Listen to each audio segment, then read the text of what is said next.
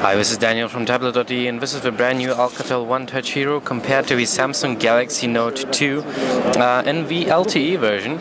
So let's have a quick look around the devices. We've got a 6-inch Full HD display, IPS panel on the Alcatel One Touch Hero on the left, and a 5.5-inch Samsung Super AMOLED panel with 720p resolution on the Samsung Galaxy Note 2 on the right.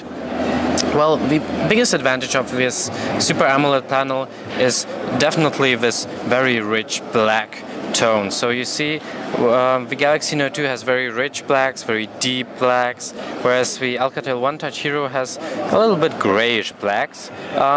Still, the Alcatel One Touch Hero panel is definitely sharper because the resolution is higher. The colors look great on both devices, and the bezel on the Alcatel One Touch Hero is definitely one of the highlights. It is just so thin, as you can see here. So yeah, on the display side, the Alcatel One Touch Hero is maybe my favorite.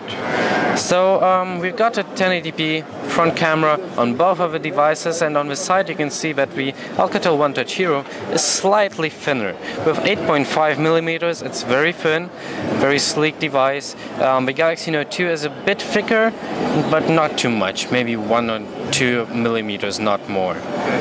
So you can also see here we've got a second SIM port on the Alcatel One Touch Hero, which means it's a dual SIM device. So you can put two different contracts on this phone and make phone calls and use data with two contracts on one device. The Samsung Galaxy Note 2 has another advantage, not the dual SIM function but LTE. So we have up to 100 megabit per second in the download with LTE built in. The Alcatel One Touch Hero can only do 42 megabit per second with dual carrier HSPA+. So yeah, let's turn around the devices. We can see we've got an 8 megapixel camera with LED flash on the Samsung Galaxy Note 2, a 13 megapixel shooter on the One Touch, of course also with an LED flash. Quality wise, I think they are more or less the same. There's not much of a difference between the quality, although the Samsung Galaxy Note 2 software of the camera is definitely better and has more usability to it. Looking at the bottom, we see that Samsung also offers the S Pen in the Galaxy Note 2, and Alcatel also thought, well, let's do the same with the Hero, but the stylus on the Samsung Galaxy Note 2 is definitely more precise, and it also has pressure sensitivity due to the Wacom technology built in.